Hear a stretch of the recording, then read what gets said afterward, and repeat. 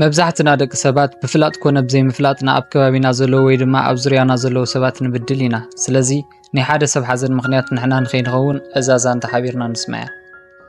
ካብ ዕለታት ሓደ መዓልቲ ኣብ ሓንቲ ቁሸት ምስ ኣቦኡ ዝነብር ሓደ ወዲ 22 ዓመት ወጣት ነበረ። ኣብቲ ቁሸት ድማ ስሙ ምሩርን ጉንንን ከምኡውን ኩሉ ሰብ ዝፈርሖን እዩ ነይሩ። ምኽንያቱ ድማ ብዝረኸቦ ኣጋጣሚ ሰብ ይብድልን የጓሳቑልን ስለ ዝነበረ እዩ። ብሰንኪ እዚ ወጣት ዘንጸርጸሩ ሕብረተሰብ ድማ ብተደጋጋሚ ናብ ኣቦኡ ቅሬታ የቕርቡ ነበሩ።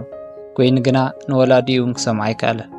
እኳ ዳኣስ ሓይሊ እንዳተሰምዖ ንሰብ ምውቃዕን ምንግልታዕን እዩ ዝቐጸለ። ብውላዱ ዝጨነቑ ኣቦ ድማ ወደይ ካብዚ ሕማቕ ባህርያት ንኽላቐቕ ኣነ እንታይ ክገብር ኣለኒ ብምባል ኣብ መዋጥር ኣተወ። ድሕሪ ብዙሕ ምሕሳብ ምጭናቕን ድማ ናብ ኣእምሮ ሓደ ሓሳብ መጸሉ ማለት እዩ። ሓደ መዓልቲ ንጎ ድማ ንወዱ ከፍ ኣቢሉ ክዘራርቦ ወሰነ። ስምዓኒ ዝወደይ ብዙሕ ግዜ መኺረካ ክሰምዓና ኣይከኣልካን። እንተኾነ ግን ኣነ እውን ከም ወላዲ መጠን ክሳብ ንስኻ ተለዊጥካ ሰብ ምብዳል ትገድፎ መፅዓሪ ኣይተርፍን ክብል ተዛረበ። እቲ ውላድ ድማ ኣቦይ እንታይ ኢኻ ኩሉ ግዜ ንዓይ ትወቕሰኒ? እንታይ ክኾነልካ ኢኻ ትደልስከ? ክብል ብናሃሪ ተዛረበ። ርግእ እሞ ዝወደይ ሕጂ ኣነ ኻባኻ ዝደልዮ ነገር ንእሸይ ነገር እዩ፣ ንሱ ድማ ንተኸታታሊ 21 መዓልቲ ክትሰርሖ ዝደለኽዎ ነገር ኣሎ ብምባል ዘረብኡ ከይወድአ ካብ ኮፍ መበሊኡ ተሲኡ ናብ ደገ ብምውፃእ ሓደ ዓብይ ጽሩይ ጣውላን ብዙሓት ሚስማራትን ከምኡውን ሓደ ማርቴሎን ሒዙ ኣተወ። እቲ ቆልዓ ድማ ዋ ኣቦ እንታይ እዚ ኣነ እንታይ ክገብሮ እየ ክብል ጠየቐ። እወ ዝወደይ ን21 መዓልቲ ጥራሕ ኣብ ዝተናደድካሉ ሰዓት ንሰብ ምህራም ወይ ድማ ምፅራፍ ገዲፍካ ናብ ገዛኻ ብምምፃእ ካብዞም ሚስማር እንዳልዓልካ ንዴትካ ክሳብ ዝዝሕለልካ ናብ ጣውላ ውግኣ እዮም ክብል ጠየቐ። እቲ ቆልዓ ድማ ድሕሪ ብዙሕ ምጉርምራም ብሓሳብ ናይ ኣቦኡ ተስማዕመዐ። ወላዲ ድማ እሺ ክብረት ይሃብካ ዝወደይ ን21 መዓልቲ ጥራሕ ኢኻ ሓደራኻ ቃልካ ከይተዓፅፍ ድሕሪ 21 መዓልትን ከም ደስ ዝበለካ ክትገብር ትኽእል ኢኻ ኣነ እውን ንኸይዛረበካ ቃል ኣትወልካ ኣለኹ ክብል ተዛረቡ። እሺ ኣቦ በቃ ፍቓድካ ይኹን ከምዚ ዝበልካ ንክገብር እየ በሎ። ሽዑ ኣብቲ ዝተናደደሉ ሰዓት ንሰብ ምብዳል ገዲፉ ነቲ ሚስማር ኣብ ጣውላ ምውጋእ ጀመረ። ኣብ መጀመርታ መዓልቱ 20 ሚስማር ዝኣክል ነታ ጣውላ ወጊእዋ። ኣብ ካልኣይ መዓልቱ እውን ከባቢ 18 ሚስማር ዝኸውን ወጊኡ። ኮታስ ኣብ ዝተናደደሉ ሰዓት ሚስማር ናብ ጣውላ እንዳወግአ ኮይኑ ግና በዝሒ ዝወግኦም ሚስማራት እንዳቐነሰ ኸደ። ሽዑ ኣብ መበል 20 መዓልቱ ድማ ሓንቲ ሚስማር ጥራሕ ወግአ። መበል 21 መዓልቱ ግን ከይተረድኦ ንዴቱ ክቋፀሮ ኸኣለ። ምንም ሚስማር እውን የወግአ።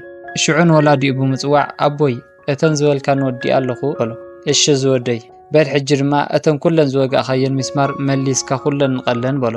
ሽዑ እቲ ወጣት ድሕሪ ብዙሕ ፃዕርን ድኻምን ካብታ ጣውላ ኩለን ሚስማር ነቐለን። ብምቕፃል ድማ ሕጂ ነቒለየን ኣለኹ ብምባል እታ ጣውላ ንኣቦኡ ኣርኣዮ ማለት እዩ።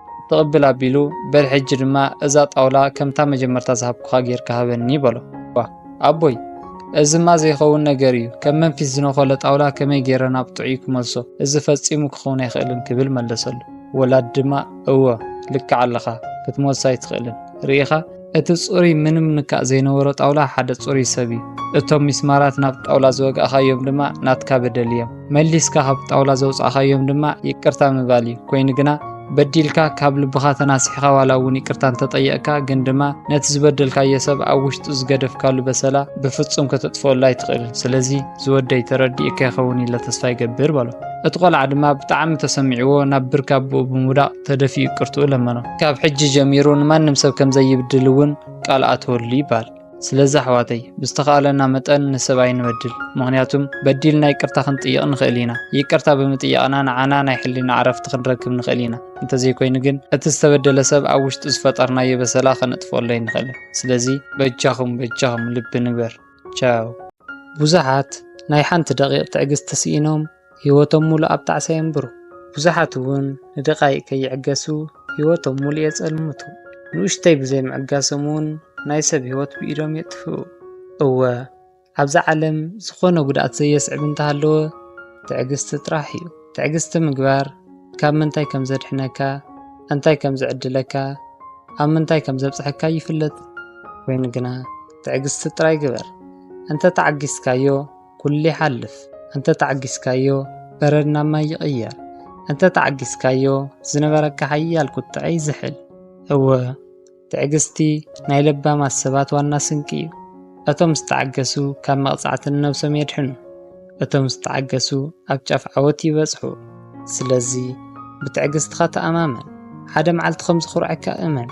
ولا أون واجان تخفلك وبزح نجر كم زشلمك ذكر ولا أون بزح أنت تتصبخا أما جرشاجن كم زخسك يترسع عوت ناي تعجزتنياتات عجايو لوطي عبيت ترلاينت ناي تعجزتنياتات شلمات يوم أنت تعجزكا كاب تعسات تدحن أنت تعجزكا كبرخا توسخ أنت تعجزكا فولي واجه اللوكا أنت تعجزكا نعمتات حلمتات كاب إيدكا تأتوا جوكيلكا خمركاب تتصبي خمسان عبي تمرت اللوا أما صباي ناي علامات صنعت تفتن أب تعجزت مقبار أنكار رامان النت تمسرك كلتا نجارات ناي بحق يقول تخيم يبهال أتحادى من ما بزي بالكاسعات زلكات عجزت تخون أتخال عيدما كل نجار مسهلوكات فترة مالخاختا أيو أو زي بالكان ختركب تعجزتي هاللخا زسعر كالون خفلكات صنعتي هاللخا تعجزتي سمعتكا يستخاخلو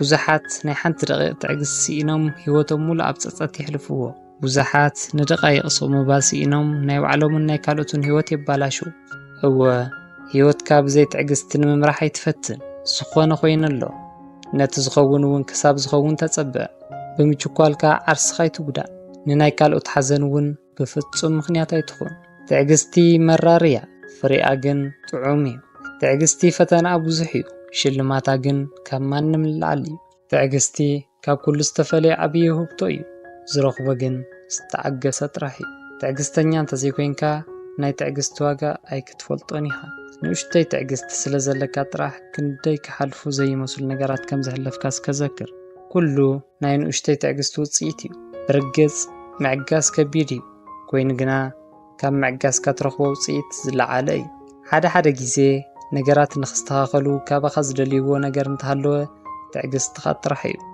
أو تعجزت خاينا معو سبصحكا أبزي خامس بايكا ناي فطاريخا جيزي مصبايكا أب فطاريخا تسفا مقباركا تناس حلو زي كونس حاو تابيدكا تشبطلو فطاريخا تعجزت نخبكا خاول بخا تلمنو يخون دا أمبر فطاريخا بحد جيزي العيل تعجزتا يهبكا بكواد أس فطاريخا زهبكا نتعجزت خاز فتاتون نقرات يهبكا أبزي خا ختصبيهم زلكا نقرات يهبكا ናብ ፈተናን ስቃይን ዘቃልዕካ ነገራት ይእትወካ ችግራት ደራሪ ዊል እኸልካ በዚኦም ውሽጥ እንተሓሊፍካ ናይ ትዕግስትን ናይ ጽንዓትን ባዕልዋና ትኸውን ኣቦ ዓቕሊ ትኸውን ትዕግስት ናይ ህይወት ቅመምያ ህይወትካ ብችግራት ተትምላእ ንኡሽተይ ተዓገስ ኣብ ስቃይ ውሽጥ እንተሃሊኻ ንኡሽተይ ተዓገስ ነገራት ክቕየሩ እዮም ሽዑ ማዕጋስካን ጽቡቕ ነገር ከም ዝነበረ ክርድአካ እዩ እወ ሓደ ግዜ ኣብዚሕኻ ዋጋ ዝኸፈልካሉ أبزيحا استعجز كايو أبزيحا ون استتصبخايو